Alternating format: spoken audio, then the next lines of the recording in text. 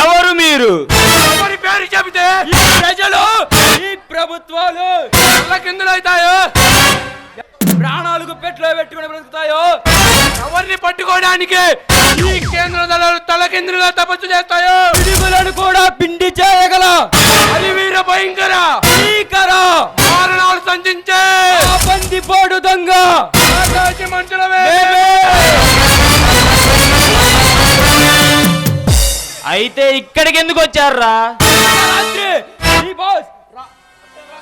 మద్రాసి ఓడరేవలు మా మనుషులు సరుకుదాట వేస్తున్న సమయంలో మీ బాస్ రాణా ప్రతాప్ మెరుపులా వచ్చి పిడుగులా మా వారిని పిండి చేసి ఆ సరుకును కొల్లగొట్టుకుపోయాడు. మీ బాస్ ని 50 కోట్ల విలువ గల సరుకుని కొల్లగొట్టుకుపోయిన మీ బాస్ 50 కోట్ల రూపాయలు ఇవ్వమని మా బాస్ ఆజ్ఞ. ఇవ్వకుంటే ఏం చేస్తారా? ఏమీ చేయం.